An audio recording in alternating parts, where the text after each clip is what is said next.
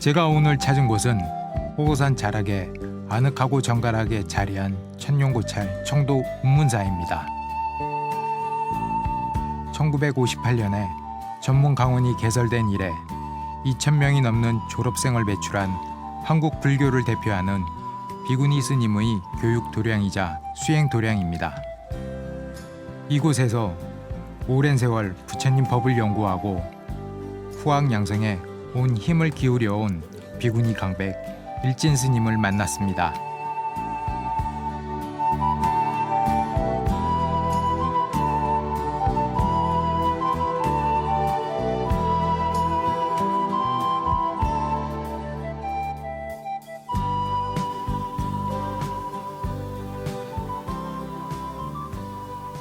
스님 안녕하십니까? 어서 오세요. 예.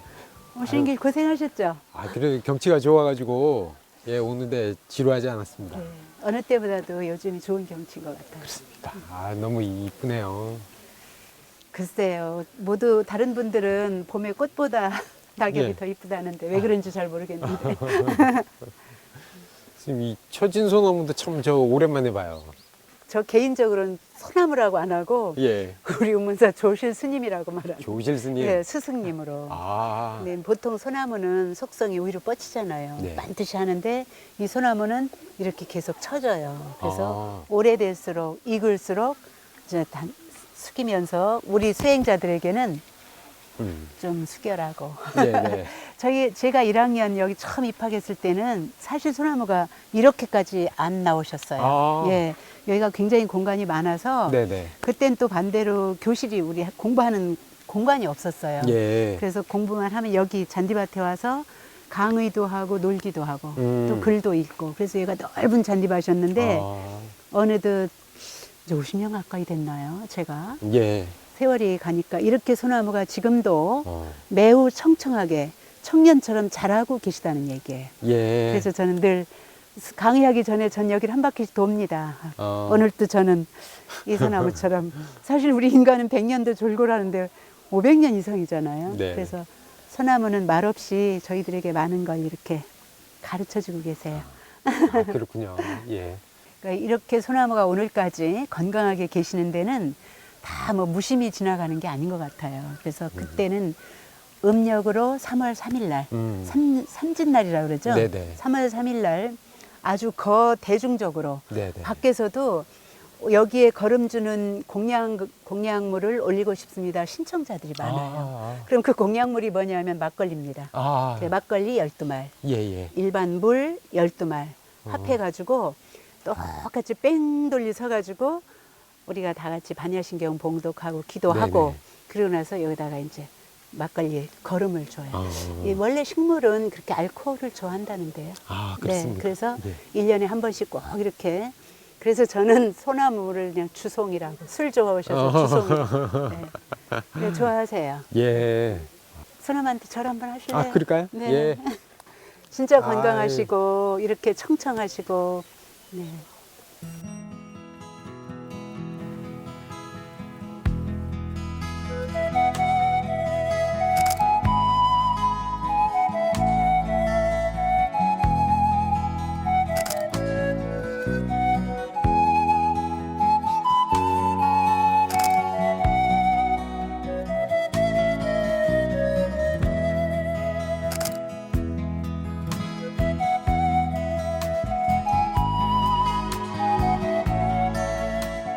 소나무 숲의 청정한 바람이 사시사철 불어오는 운문사는 사찰 일대가 생태보전지역으로 지정됐을 만큼 아름다운 곳입니다.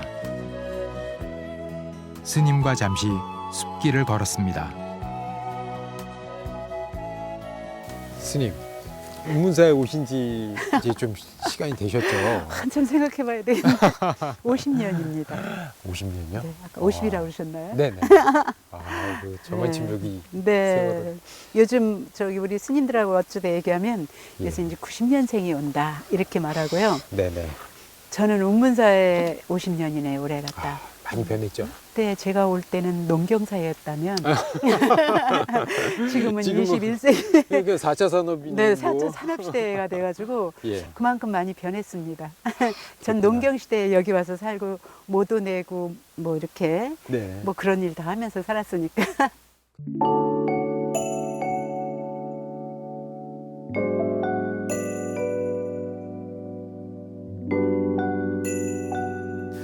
스님 어떻게 이렇게 불교와 인연이 있으셨나요? 그 집안에서는? 저는 보통 출가하면은 인연 출가, 발심 출가 이렇게 보통 나눠져요. 네네. 근데 저는 당연히 인연 출가로 그냥 아주 모태적으로 모태 아. 신앙이 불교고 저희 영향을 제일 많이 미쳐주신 분이 어머니 보살님이세요. 어떠셨어요? 예, 보리심 보살님이신데요. 예. 아주 어렸을 때부터 저희 집은 정말 딸이 많습니다. 아, 그래요? 네, 저까지 7. 근데 맨 위에 오라버니가 한 분 계시고 제가 막내예요. 어. 그러다 보니까 저희 어머니의 소원은 오로지 그 아드님이 잘 되는 일이에요. 네, 모든 네네. 어머니들이 어. 지금도 그렇겠지만 어. 저희 보살님은 항상 농사진 쌀을 한쪽에 놔뒀다가 따로 절에 가져가셔서 직접 공양을 올리고 떡해가지고 불공하고 가지고 와서 우리한테 주세요. 그러니까 농촌이었거든요. 예, 어디셨습니까? 충청남도 서산. 아, 네네. 네. 그러다 보니까 어머니의 신앙은 오로지 오라버니 오빠였어요. 아. 그러니까 부처님이 아니야. 그냥 아. 오빠야. 아, 그래서 그리고 저희 어머니가 그럴 수밖에 없었던 게 예. 9대 독자한테 결혼을 이야. 오셨답니다. 아. 오라버니가 음. 그 다음 독자예요. 아, 오라버니까지도 참. 한 분이세요. 사실은 어머니가 어렸을 때부터 저를 절에를 늘 데리고 다니셨어요. 그러면 방학하면 초등학교 될 때 방학회도 성적표 가지고 절에 가요. 그땐 개심사가 강원이었습니다. 아. 비구니 스님들 공부하는 강원이면 성적표 가져가면 스님들이 막 뭐 잘했다, 이건 더 해야 되겠다 네네. 이렇게 칭찬도 해주시고 예. 스님들이 많이 예뻐해 주셨어요. 어. 그래서 아마 스님이 좋아서 된 것 같아요. 그리고 또 그러셨구나. 가장 결정적인 건 저희 언니들이 예. 언니가 그렇게 수두룩하게 많으니까 네네. 첫째 언니 결혼하시고 둘째 출가 스님 되시고 어. 셋째 결혼, 넷째 결혼, 다섯째 출가, 저까지도 출가. 그래서 그 절에 가신 언니 스님들이 또 결혼하신 언니 그 분들이 예, 예. 친정회를 와요. 예. 그럼 저는 막내니까 그때도 집에 있으면 어. 친정에 온 그 언니들을 보면 출가하신 스님이 너무 멋있더라고요. 어. 근데 진짜 좋으셨어요. 그래서 그분들은 뭐 홀가분하게 딱 와서 뭐 나물 같은 거, 가죽 이파리 같은 거 예, 예. 띄어서 막 절에 가져가시고 저도 딱 데리고 다니시면서 이렇게 동네 산책도 하시고 어. 저를 유난히 예뻐하셨던 것 같아요. 그래서 아기 데리고 오는 그 결혼한 언니보다도 제 눈에는 절에 가신 스님 언니가 훨씬 멋있고 아, 나도 스님 될 수 있을까? 그 생각이 어렸을 때부터 있었던 것 같아요. 그리고 개심사에서 어른 스님들이 우리 집에 놀러 오시면 이렇게 어머니 보살님하고 잘 어울리시는 것 같았는데 너는 내상자 하자, 너는 내상자 하자 이렇게 찜을 하셨어요. 그러니까 너무 자연스러웠네요. 그렇죠. 그러니까 전 인연 출가라고. 어. 그냥 스님들이 좋으니까 네. 또 스님들이 이뻐하시니까 그냥 절에 오지 않았을까. 정식으로 제가 그렇게 마음을 낸 거는 초등학교 5학년 때입니다. 아. 예, 정말 이제 어렸을 땐 그렇게 왔다 갔다 하면서 살았는데 5학년 때 그때 담임 선생님이 처녀 선생님이셨어요. 네. 초등학교니까. 예. 근데 이렇게 이 다음에 무엇이 될까 의논해보자 이런 도덕 시간에 익히 문제 네네. 숙제를 내줬는데 저는 너무나 정확하게 조용하고 깨끗한 산중에 사는 스님이 되겠습니다. 한 글자도 안 틀리고 이야. 외우고 있어요. 담임 선생님 좀 놀라지 않으셨어요? 그 처녀 선생님이 놀라서 가정 방문하셨죠. 네, 가정 방문하셔서 이 집이 무슨 집인가 그렇게 이제 그런 기억이 아주 엊그제일 같아요. 예, 네. 아, 그렇군요. 선생님, 그리고 또 제가 좀 찾아보니까 머리 깎아 주신 분이 또 누가 계시던 것 네네. 같은데. 저는 그렇게 은사 스님은 진짜 그렇게 어렸을 때부터 4살, 5, 6 어렸을 때부터 너 내 상자 하자 그렇게 이제 개심사에서 왔다 갔다 하신 것 같고요. 예. 제가 이제 막상 이제 이렇게 출가하고 고등학교를 딱 졸업한 후에 삭발하게 되니까 삭발 스님, 예, 예. 삭발 스승님을 정해 주시려고 화원사로 가셨어요.